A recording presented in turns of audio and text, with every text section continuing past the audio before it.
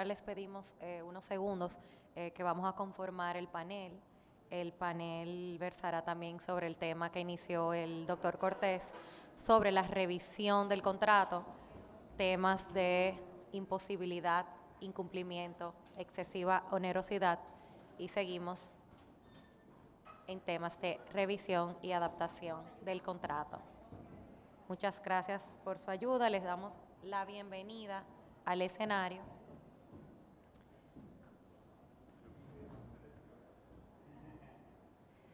A los miembros de nuestra asociación y de esta comunidad, que son, por supuesto, el doctor Cortés, que va a ser acompañado por la licenciada Carmen Luisa Martínez, la magistrada Miguelina Ureña, el licenciado Cristian Martínez y el panel moderado por el licenciado Eduardo Reynoso.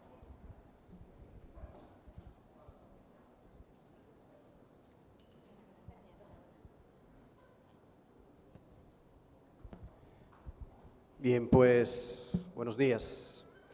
De verdad que para mí es un gran honor formar parte de este panel, no solo por la pertinencia del tema, sino por la calidad de los expositores a quienes acompaño en la mañana de hoy. Para mí es un gran honor y de verdad que me siento muy alegre de poder compartir con ustedes estas ideas. Y así le damos la bienvenida a la magistrada Miguelina Ureña aquí a este panel, le agradecemos su presencia, licenciada Carmen Luisa Martínez, Cristian Martínez y evidentemente al doctor Edgar Cortés, que ya magistralmente nos ha dado una visión general sobre esta perspectiva, este escenario del incumplimiento, pero ya que deja de ser en búsqueda de un remedio que, como veíamos anteriormente, pueda procurar la terminación del contrato, sino que nos coloca, o todo lo visto anteriormente, sino que nos coloca en un escenario que tal vez pudiéramos decir que es un poquito más complicado, porque de lo último tratado coloca a las partes en un escenario de renegociación, de revisión, ¿verdad? Es un vínculo jurídico que se quiere mantener o no, o que se quiere buscar que continúe, que sobreviva, y ciertamente aquí hay circunstancias que las partes no pudieron prever dentro de ese vínculo jurídico a desarrollarse a plazo, a largo plazo, que hay un factor tiempo que también intercede, pero que al ser una circunstancia que modifica la realidad contractual y coloca a una de las partes en una situación de no poder cumplir con su compromiso, ya porque es insostenible frente al incumplimiento y crea un desequilibrio entre las partes. Por lo tanto, vamos a compartir una serie de reflexiones sobre el tema y quisiera iniciar preguntándole a nuestro ponente, al doctor Edgar Cortés. Hemos visto un desarrollo, una evolución incluso legislativa de varios ordenamientos jurídicos donde se presenta esta excesiva onerosidad de manera positivizada, pero nos gustaría saber, en el caso colombiano, cómo la jurisprudencia ha adoptado la teoría de la imprevisión, tanto desde la perspectiva de la excesiva onerosidad o de otras circunstancias sobrevenidas que no permitan ese cumplimiento o que provoquen ese desequilibrio, que nos pueda también ilustrar y ayudar en nuestra realidad dominicana. Bueno, muchas gracias, Eduardo y compañeros de panel. Como me tomé 10 minutos más del tiempo, voy a ser muy breve para no abusar de su generosidad. En realidad, la teoría de la imprevisión o la teoría de la excesiva onerosidad sobrevenida en Colombia, a pesar de estar legislada desde 1971 y de estar recogida por la jurisprudencia civil, también desde los años 30, como un obiter dicta, en realidad solo mención sin resolver caso concreto, no ha tenido mayor desarrollo en la práctica jurisprudencial, en lo que hace a la jurisdicción civil. Sin embargo, quisiera relatar, porque me resulta interesante, creo, para ustedes compartir, que por el contrario, la jurisdicción constitucional, si bien no se trata propiamente de una teoría de la imprevisión o de una excesiva onerosidad sobrevenida, ha venido en Colombia interviniendo en las relaciones contractuales entre particulares, no estoy hablando del Estado, cuando se presentan situaciones concretas de violación de derechos humanos o de derechos fundamentales en general, lo que es para nosotros en Colombia una verdadera un verdadero sacudón, una verdadera novedad. Un caso, un caso de julio de este año, una comunidad indígena que contrata por un contrato de mandato a una compañía para que haga el desarrollo de unos proyectos recomendados por Naciones Unidas, en fin, para el desarrollo sostenible, etcétera, etcétera. No es el caso entrar en el detalle, pero la comunidad indígena encarga por mandato la realización de unas obras en un territorio de la comunidad. La comunidad se siente insatisfecha con los trabajos e interpone una acción de tutela o de amparo constitucional, alegando que se le ha violado la autodeterminación, su integridad cultural y su gobierno propio y al territorio. Y efectivamente, para no entrar en detalle del caso concreto, la Corte le da la razón al grupo indígena y ordena que se suspenda la ejecución del contrato, además de llamar fuertemente la atención a la empresa contratista diciéndole: usted utilizó los instrumentos jurídicos a disposición de manera equivocada. Más o menos le dice: ¿cómo se le ocurre utilizar un mandato para realizar una tarea de esa naturaleza? Era otro el contrato o el instituto que usted debía implementar. Y entonces ordena la sentencia, ordena al Ministerio del Medio Ambiente que disponga las acciones necesarias y pertinentes para respetar la decisión de las comunidades y sus organizaciones de no consentir la ejecución del proyecto y que no siga ejecutándose en el territorio de aquellas. Es decir, el juez constitucional, directamente por una acción de protección de derechos fundamentales, suspende la ejecución de un contrato, alegando que hay una violación, en este caso, de la integridad cultural de un pueblo indígena al que el desarrollo de una actividad le está desconociendo sus propios derechos. Ya se habló, termino con esto, quería poner el ejemplo nomás del activismo judicial. El activismo judicial, ¿hasta dónde debe haber activismo judicial o hasta dónde estas sentencias, como decía el magistrado Alarcón, pueden buscar como sacadas del sombrero, usando su misma expresión, soluciones que bien podrían encontrarse quizás dentro de la misma acción de tutela, para no darle al asunto más largas de lo que requiere, pero sí dentro de las mismas figuras del derecho civil, sin necesidad de recurrir a violaciones de los derechos fundamentales, una solución que no atente tanto contra la dogmática de la tradición civilista, que la desbarata en dos renglones. De tal manera que la crítica que se hace a este tipo de sentencias, que esta no es la única, es que se convierte el juez en un hacedor de políticas públicas, que evidentemente no es su labor. Es decir, convertir al contrato en un instrumento para buscar los propósitos del Estado social de derecho y suplantar las tareas de los otros poderes públicos. Muchas gracias. ¿Una opinión? Bueno, gracias.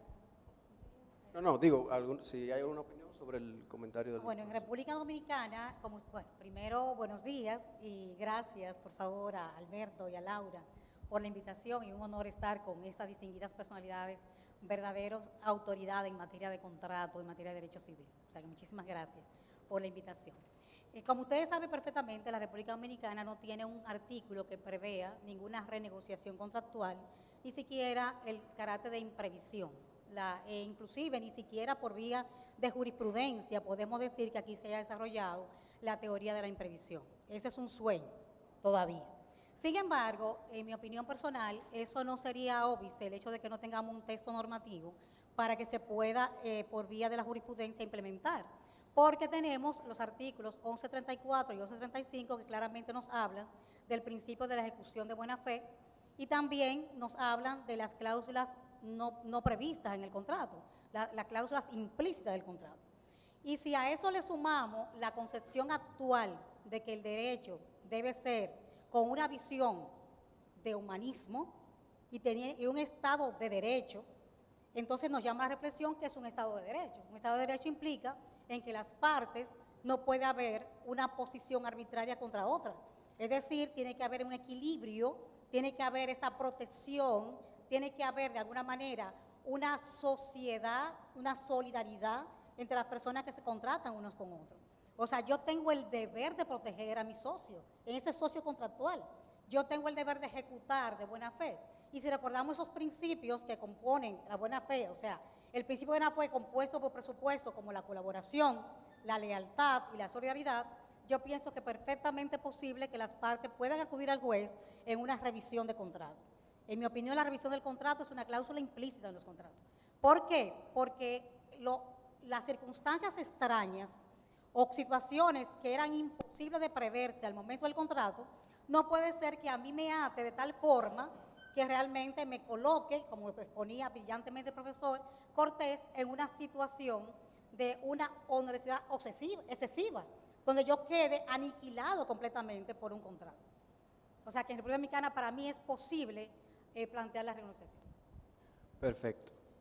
Sí, también es importante partir de una realidad que tenemos a nivel nacional, y es que la autonomía contractual se impone en todo escenario. Normalmente el juez en la práctica persigue, antes de analizar tal vez la buena fe, cumplir con lo acordado, ¿verdad? Uno pudiera pensar que la autonomía de la voluntad, la autonomía contractual, esa intangibilidad del contrato pudiera interpretarse como la necesidad de que las partes tengan que cumplir lo acordado. Y si no cumplieron con ese deber de prever, lamentablemente cometió el error, y el juez tal vez puede entender que se ve llamado a imponer la ejecución del contrato o dejarlo sin efecto, ¿verdad? Entonces, hay un escenario entre comprender la buena fe y comprender esa intangibilidad, comprender el respeto a esa autonomía, que ahí juega como un rol complicado en un escenario actual donde no existe una regulación que de alguna manera llame a esa revisión. Entonces, tal vez me gustaría saber su opinión sobre el escenario actual, o cualquiera de ustedes, con relación a ese pulso entre la autonomía contractual o entre la buena fe y ese rol del juzgador o del interesado en perseguir esa modificación a pesar de que la ley no la establezca.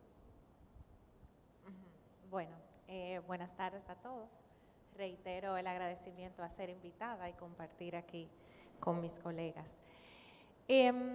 Mira, yo creo que honestamente en el escenario en el que yo lo veo posible no son incompatibles, porque es una especie como de atenuación o de bemol, si se quiere, de esa autonomía de la voluntad. Esto debe de ser previsto, o sea, la posibilidad de revisión del contrato tiene que pasar por unos escalones, donde primero yo evidentemente tengo que analizar el contrato, para mí es lo primero que hay que hacer, porque las partes inclusive en ese mismo contrato pudieron haber previsto una cláusula de renegociación o, el caso más extremo, una de ellas haber asumido el riesgo simple y sencillamente de lo que sucedió después.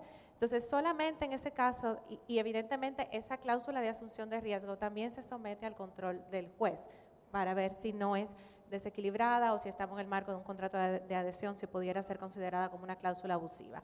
Luego de yo analizar eso y saber que ninguna de las partes asumió asumir el riesgo y que definitivamente no tienen una cláusula específica de renegociación, el juez, que si bien es cierto, como dice la maestra Miguelina, no tenemos una cláusula que específicamente lo autorice a eso, más allá de una interpretación que de hecho fue como pasó primero en Francia antes de positivizarlo, fue una interpretación del párrafo tercero del 1134 a propósito de la obligación de ejecutar el contrato de buena fe y de ahí derivar el deber de lealtad y cooperación y solidaridad con tu contraparte. Para él poder valerse de eso y poder revisar el contrato, no podemos estar en el marco de algo que no fue previsto, sino de algo que no era posible prever. Porque como el contrato sigue siendo un acto de previsión, lo que yo debo de asumir como juez es si es algo que él podía prever y no previó, está en el marco de la misma asunción de riesgo que yo acabo de mencionar. O sea, esa parte sencillamente decidió asumir el riesgo. Ahora, yo estoy en el marco de una situación completamente imprevisible para las partes y que crea una desproporcionalidad también excesiva, porque no es que yo definitivamente no voy a poder obtener del contrato la ventaja competitiva y negocial que yo quería en un inicio, eso no debe ser suficiente, sino que simple y sencillamente es muy oneroso para una parte y en algunos escenarios inclusive se analiza la onerosidad para una parte y el interés que representa para el acreedor el mismo cumplimiento, que a veces es completamente asimétrico, o sea, y en ese escenario específico donde es algo imprevisible, no imprevisto, y que representa un cambio en la economía general del contrato de manera que es excesivamente onerosa para una parte y probablemente no proporcional al interés de la otra, entonces en ese escenario el juez entrar. Yo particularmente, hay diferentes opciones, a mí no me gusta mucho la parte de que el juez se introduzca completamente en el contrato y modifique una cláusula contractual y ahora le diga a las partes, o sea, la especie de adaptación que diga, bueno, ahora es este el contrato en función de lo que me parece completamente proporcional y justo, sino que eso que las invite a negociar de buena fe. Uno dirá, bueno, pero eso en el fondo, si ellos no quisieron negociar de buena fe antes, ¿cuál es la consecuencia de eso? La consecuencia muy probablemente sea una resolución contractual, o sea, no van a llegar de acuerdo. Pero me parece que a pesar de que la consecuencia probablemente sea esa, el mecanismo no debería llegar hasta una adaptación completa. O si se llega a una adaptación, tiene que ser un mecanismo excesivamente excepcional. Muchas gracias. Bien, vimos en la presentación del doctor Edgar que hay varias legislaciones que adoptan la posibilidad de crear ese deber de renegociación. La magistrada Miguelina dice, bueno, en nuestra realidad no ha habido casos, pero una pregunta abierta, ¿creemos que es viable aspirar a que se pueda contemplar en alguna futura modificación del Código Civil la posibilidad de crear ese deber de renegociación en casos de situaciones imprevistas que puedan provocar una excesiva onerosidad? ¿Ven alguna viabilidad o para nuestra realidad tal vez es algo indiferente? ¿Cómo lo ven? Bueno, a ver, es que yo creo que especificar renegociación, en donde hay un artículo que tiene 200 años que dice que los contratos deben llevarse a ejecución de buena fe. La distinguida amiga hablaba de que hay nueva interpretación de la parte final del artículo 1174. No, se está leyendo. Decía siempre, nunca ha dicho que se deben ejecutar de buena fe. Porque si ejecutar habla solamente de ejecución y de deudor. Ahora, cuando tú hablas de llevar a ejecución de buena fe, eso abarca acreedor y deudor y es un poquito más amplio. O sea, se ubica en el periodo precontractual y todo. Y eso no es interpretación, eso está ahí. Entonces, digamos que si las partes deben llevar a ejecución el contrato bajo ese criterio, bajo esa lectura no interpretativa, lo que dice el código, entonces no veo la necesidad de que tenga que legislarse en ese sentido. Yo creo que mientras más se legisla de esa manera, más falta de protección te otorga. O sea, la técnica legislativa clásica de establecer fórmulas abstractas de solución me parece más efectiva. Pero para yo decir que no lo veo necesario, es que yo también tengo quizás una posición con relación a esa propuesta, pero yo creo que debo esperar esa respuesta para yo plantear mi punto sobre eso, ¿vale? Adelanta. No, yo creo que es algo que ustedes piensan primero. Sí. Pudiéramos partir de... Sí, bien. Mira, yo tengo una situación con eso. Y es que, a ver, ¿cuál es el fundamento de esto? Yo me he quedado pensando, esto es nuevo, o sea, esto es una situación nueva que requiere un nuevo análisis o esto es viejo. ¿Cuáles son los fundamentos que están detrás de esta posibilidad de, digamos, de intervención judicial frente a una, ahora le llaman excesiva onerosidad? Ok, entonces eso, ¿cuáles son los fundamentos? La buena fe, y eso empezamos hablando por ahí. De hecho, esa fue tu pregunta, la buena fe y todo eso. Bueno, la buena fe siempre ha estado ahí. La equidad, que no hay una cosa más peligrosa que la equidad a nivel de interpretación de contrato, y la equidad es un tema sumamente conflictivo. En la exposición suya usted hablaba como que era un principio de la equidad, que tenemos que volver a la equidad, y ese concepto siempre estaba muy discutible. Y el otro es llevar justicia para evitar un enriquecimiento de una parte injustificado, pero llevar justicia a la mala. Desde que tú me hablas de que va a llevar justicia a la mala, entonces no es justicia desde el punto de vista de la palabra. Entonces, ¿qué pasa? para yo poder atacar ese planteamiento, tengo que conocerlo. Y yo me pongo a verificar en doctrina con qué me encuentro, con los factores que se toman en cuenta para que se pueda hablar en buen derecho de esta posible modificación del ámbito contractual. El primer elemento es cambios significativos en las circunstancias económicas que perfectamente el distinguido amigo y colega aquí ha desarrollado. La naturaleza del contrato. O sea, un contrato aleatorio, nadie va a modificarlo porque el riesgo se supone que son contratos conmutativos, que tienen la naturaleza para que este tipo de cosas puedan darse. Segundo, la duración del contrato. Un contrato de ejecución instantánea, ¿qué tú vas a hacer? En principio, el ámbito de aplicación de eso son contratos de ejecución sucesiva a duración indeterminada. Bien. El impacto en la capacidad de cumplimiento, es decir, ese evento tiene que tener un impacto necesariamente, según los que plantean esta necesidad, en la capacidad de yo cumplir. Puede ser algo grave, pero si eso grave no afecta mi capacidad de incumplimiento, es indiferente con respecto a esa intervención en ese contrato en particular. La práctica del mercado.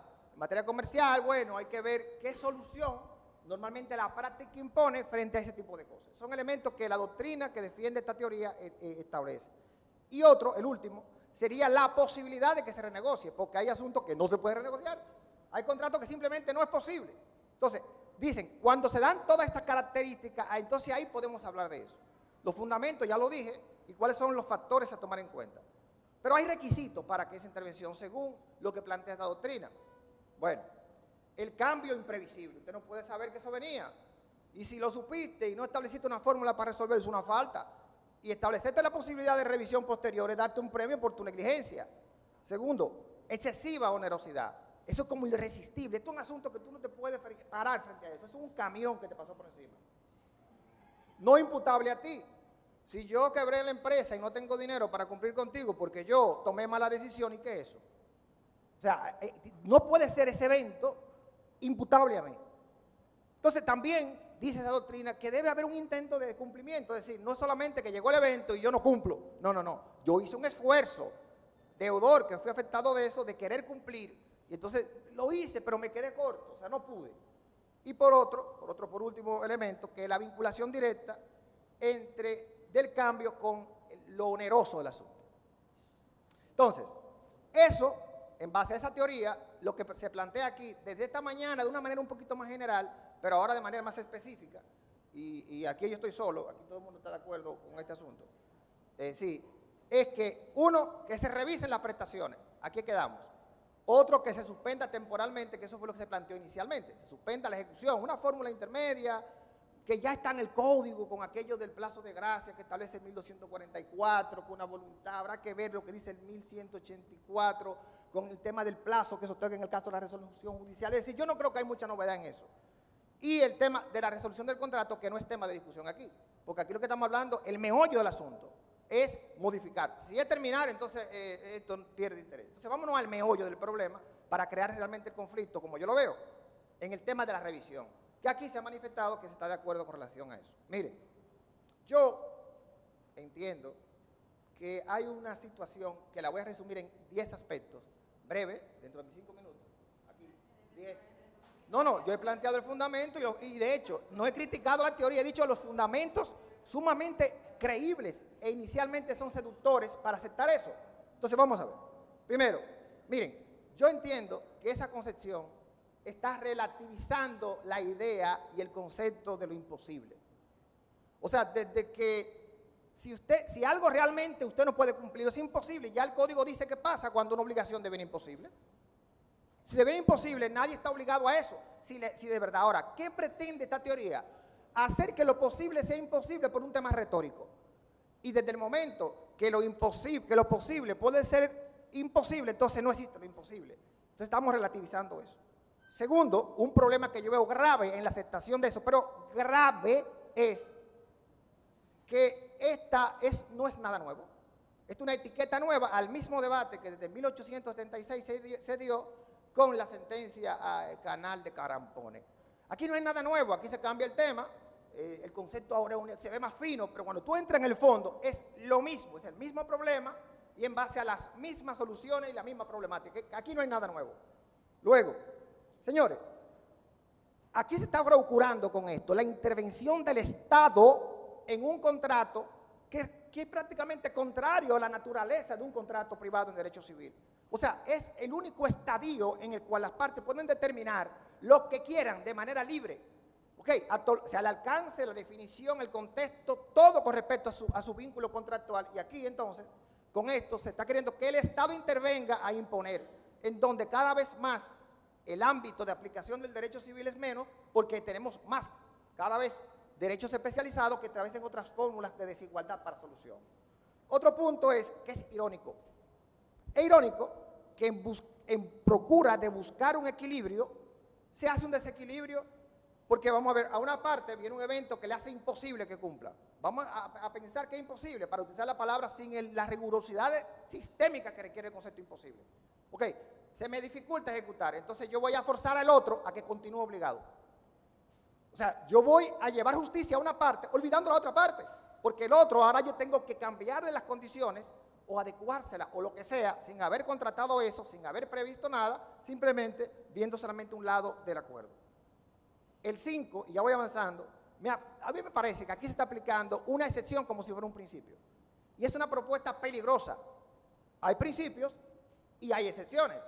En nuestro sistema, la equivalencia de las prestaciones no es una condición de validez. De hecho, la lesión es un caso excepcional. Entonces aquí yo estoy tratando, sin ningún marco regulatorio claro y específico, en base a interpretaciones, la posibilidad de intervención en donde el principio me dice que no.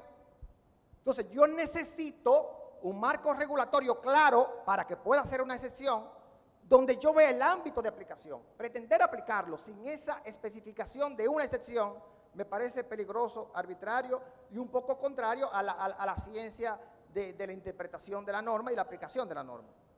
En un sexto punto yo tengo que, yo vi mucho discusiones, esto es interesantísimo, todo el mundo está discutiendo eso ahora. No, lo que pasa, Cristian, que cuando tú planteas eso, toma en cuenta que eso de manera muy excepcional, que el juez va a intervenir. Eso es un último recurso. Mira, eso es un recurso retórico para no discutir el punto. El hecho de que algo grave, tú me digas que se aplica de manera excepcional, tú me estás rehuyendo al debate. El hecho de que se aplique con mucha cautela tampoco. Yo lo que quiero que me digan es cuál es el fundamento y las implicaciones que implica, que trae consigo, valga la redundancia, que un juez entre en un ámbito que en principio estaba vedado, fue hilvanado en base a una voluntad de partes que están sometidas, y ahí viene otro punto, a una situación que es imposible conocer de manera fiel la intención de las partes en un contrato. Esa ha sido la labor clásica más complicada.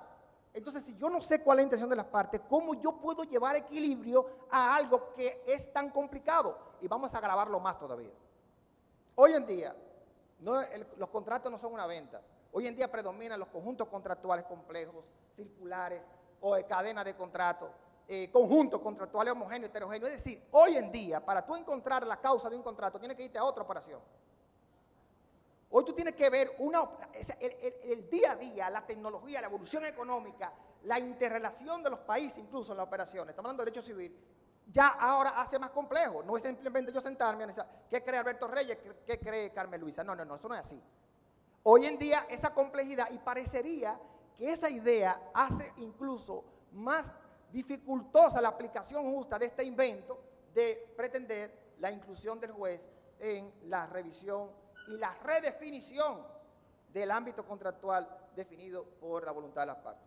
Casi terminando, y yo creo que hay un problema aquí, de que al final de cuentas, me parece que esto se debe a un evento que se vio hace mucho. Recuerdo que siempre se ha hablado de que hoy en día resulta incluso difícil identificar el ámbito de derecho civil.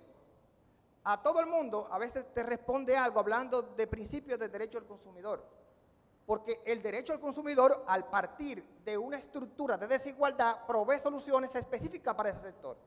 ¿Cuál es el problema? Que parece como que se ha convertido que el derecho común es el derecho al consumidor especial y se pretende traer soluciones similares a la mala a un ámbito de derecho que tiene principios completamente distintos.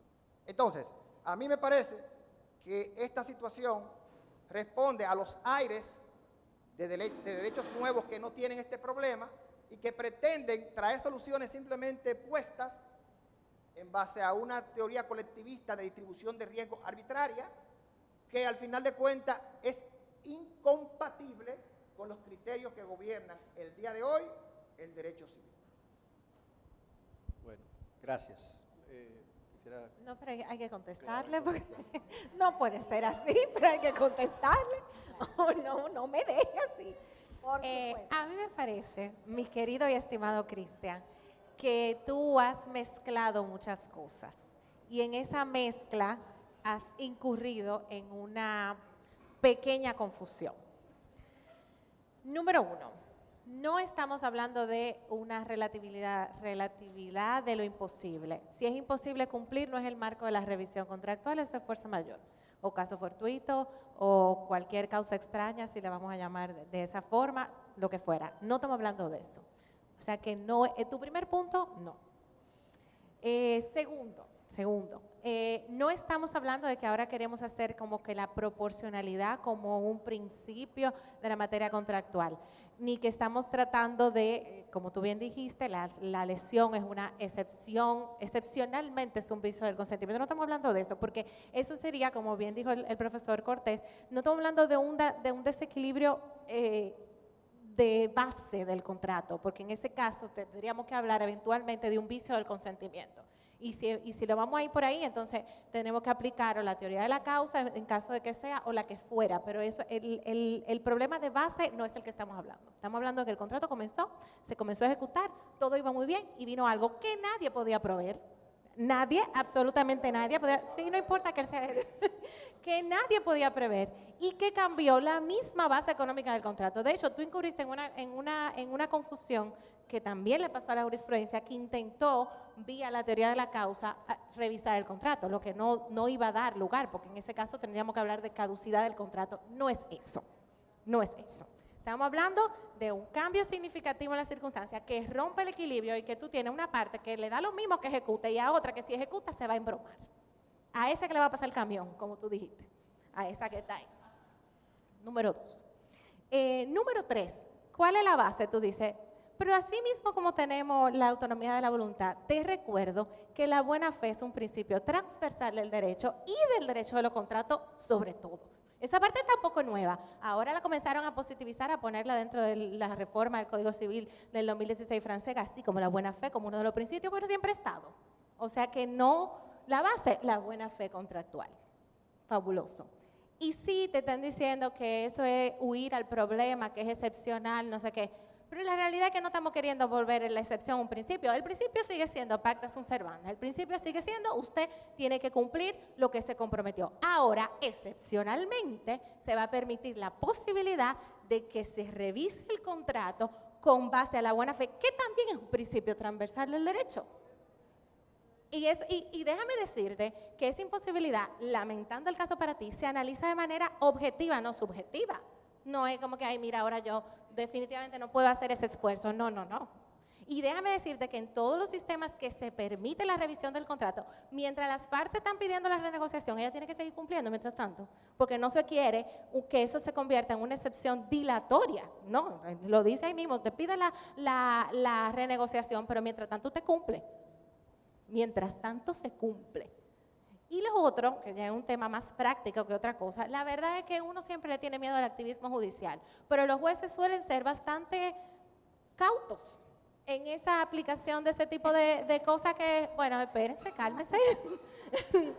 Suelen ser, hay sus excepciones como todo, pero no es verdad que usted a un juez, es más, yo estoy casi segura que si le pregunto a todos, bueno, aquí está la magistrada Miguelina, pero mira el magistrado Alarcón como dijo, le rehuyen a meterse al contrato. Lo más probable es que eso pase, simplemente que termine en una terminación del contrato, pero sin responsabilidad.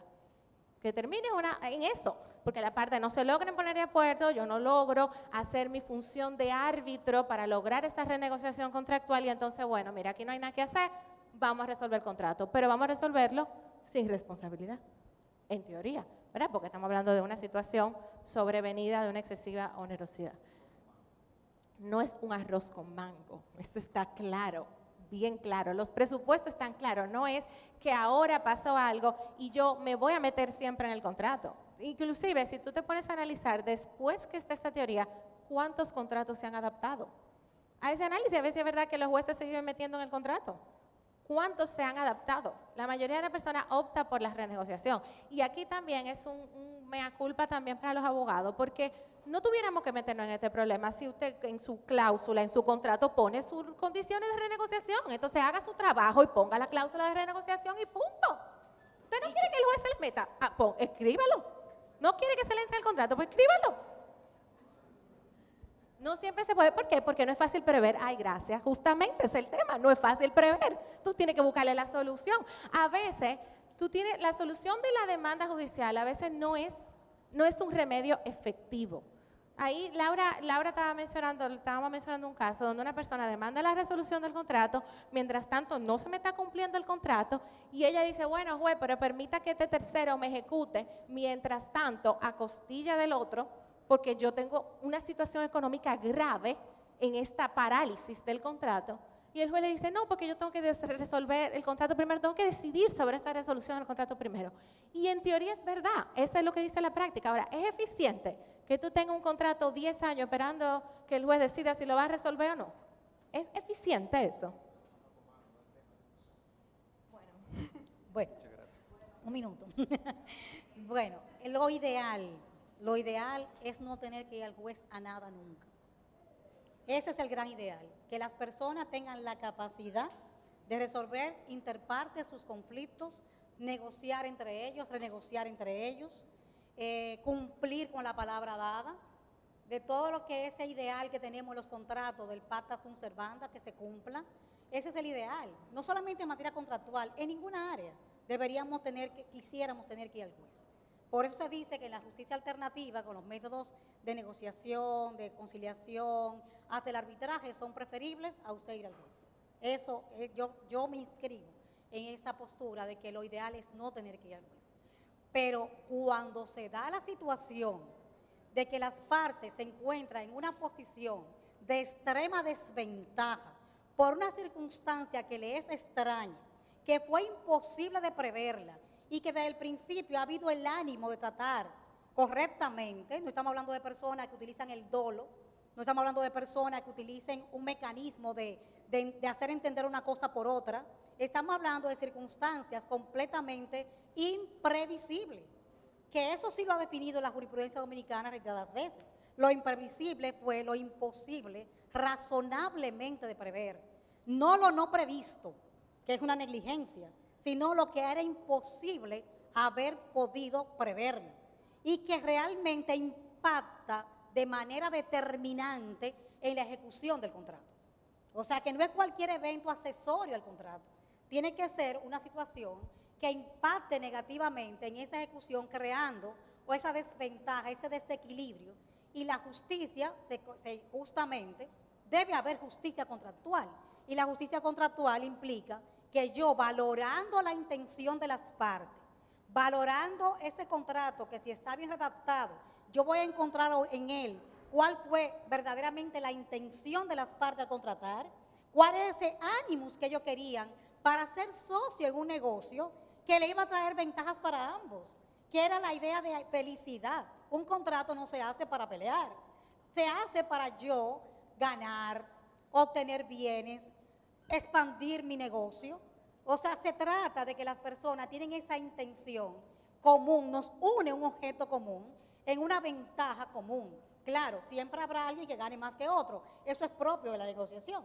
Y existe también la posición del riesgo, que obviamente si yo asumo el riesgo, no puedo luego prevalecerme de lo que yo acepté, cubrirme con el riesgo.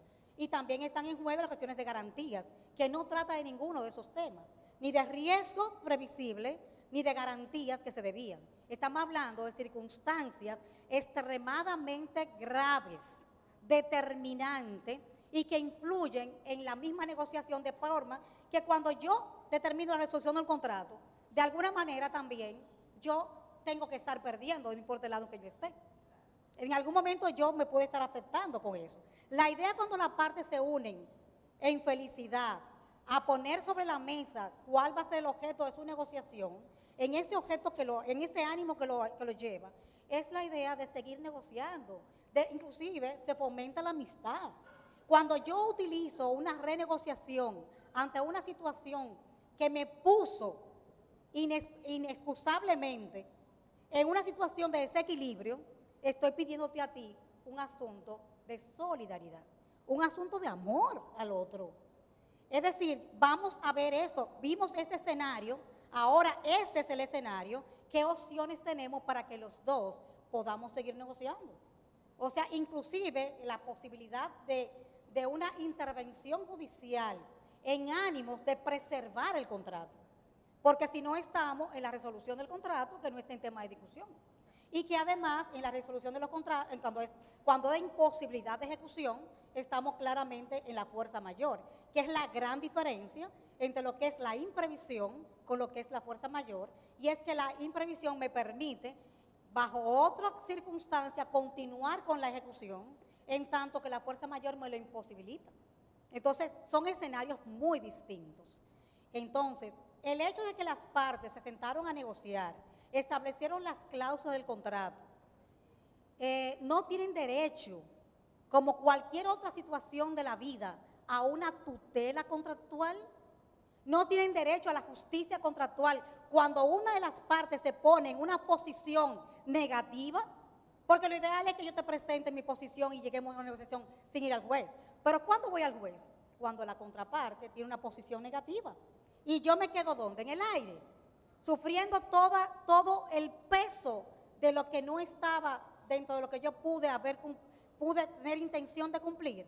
Entonces existe la justicia, así como buscamos justicia en un accidente de tránsito, así como buscamos justicia en cualquier otro escenario, ¿por qué no puede haber justicia contractual? Particularmente me inscribo en la idea de que lo ideal es que esté reglamentado, que no quede tanto a la libre pensamiento del juez, entre menos se le tenga el juez que poner de su cabeza pudiera ser mejor, porque las cláusulas estarían claras, las partes pueden prever con claridad cuál va a ser la solución. Me gusta la idea de que las partes le propongan al juez cláusulas alternativas, preferiblemente que vengan de las partes y no que sean a iniciativa del juez, por lo que explicaba el magistrado Alarcón en esta mañana. Él decía, la mayoría de los contratos no son la compraventa pura y simple de un inmueble o la compra de una botella de agua. Estamos hablando que muchas veces son contratos complejos donde el juez no tiene forma de dominar la esencia del contrato por el tecnicismo envuelto. Entonces, que el juez tenga que proponer una solución a eso puede ser altamente peligroso y pudiera ser realmente, inclusive para los jueces sería una camisa de fuerza. Sería difícil yo plantearle a las partes que no se dé el negocio cuál sería la mejor solución para la ejecución de su negocio. Lo ideal que sean los expertos, que sean las partes que planteen esas vías y que el juez entonces, si no hay acuerdo, porque obviamente que si el juez tiene que decidir es porque todavía no ha habido manera de un acuerdo, entonces yo, entre las que me dieron, pueda evaluarla. Y si es posible, asesorarme de un tercero imparcial, técnico en la materia, que inclusive yo, algo que no le va a gustar a Cristian y a muchos de ustedes, es decir, que el juez pudiera, cuando entiende que necesita esa orientación imparcial, oficiosamente pedir un peritaje. Decirle a un técnico, mira, interprétame, de acuerdo a la técnica del negocio, cuál sería la forma más viable, menos onerosa y mucho más adecuada para que las partes lleguen a una solución de mantener el negocio. Estas cláusulas de imprevisión o de renegociación tienen por finalidad simplemente que el negocio se mantenga, que el dinamismo se mantenga, que la economía siga fluyendo. La intención no puede verse desde el punto de vista de que los jueces van a meterse en lo que no deberían porque las partes son dueñas de eso. El asunto es que cuando las partes dueñas de eso no están en condición de una solución, pues para eso existe la tutela jurisdiccional.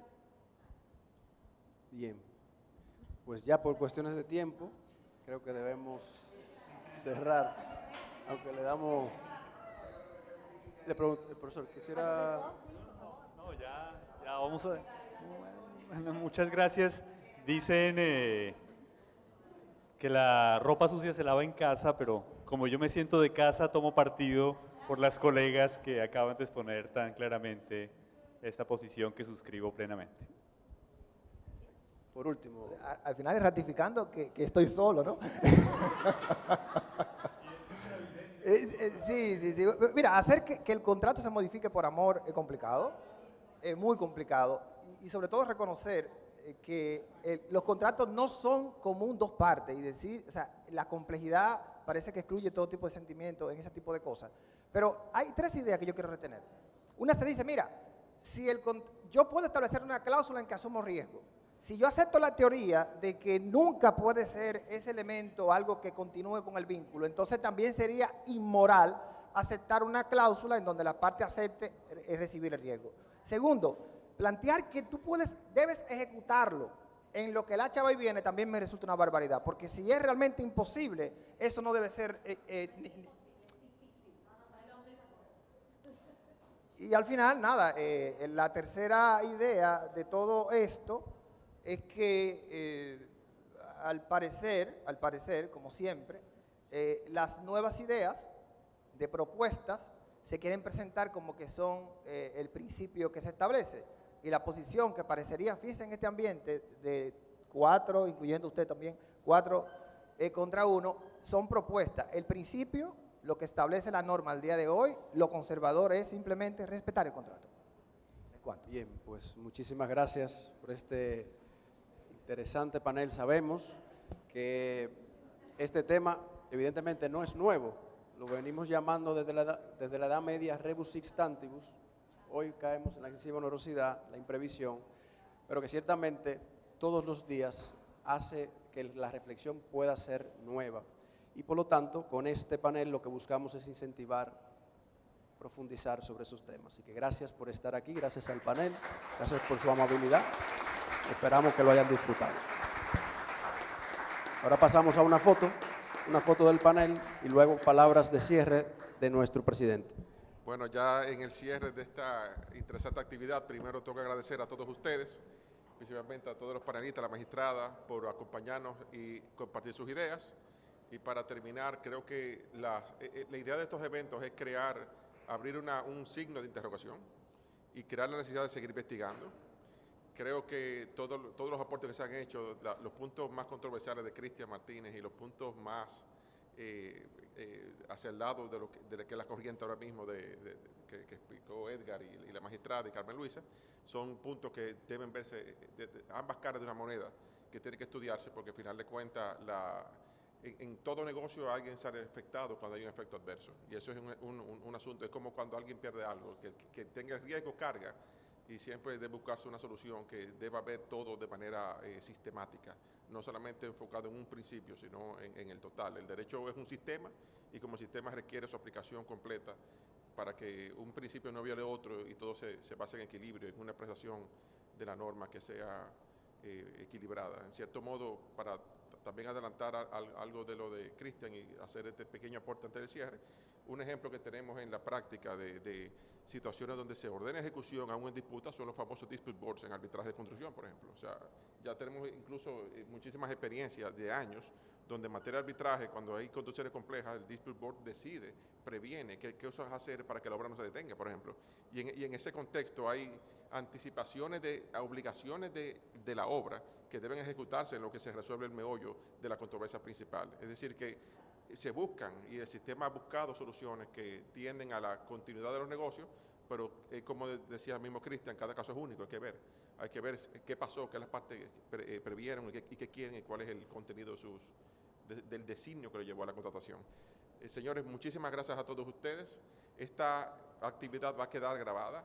Se va a hacer una edición de las ponencias para que queden separadas por panel y se van a quedar todas en el canal de la Asociación Henry Capitán, que está en YouTube, donde igualmente iremos subiendo contenido de cápsulas jurídicas que van a ir alimentando los demás grupos de los demás países, principalmente los hispanohablantes, como lo es Chile, como lo es Venezuela, como México y España, que van a colaborar con nosotros para con todos ustedes seguir difundiendo el pensamiento jurídico y la doctrina de derecho civil continental. Muchas gracias a todos y pasen todos muy buen día.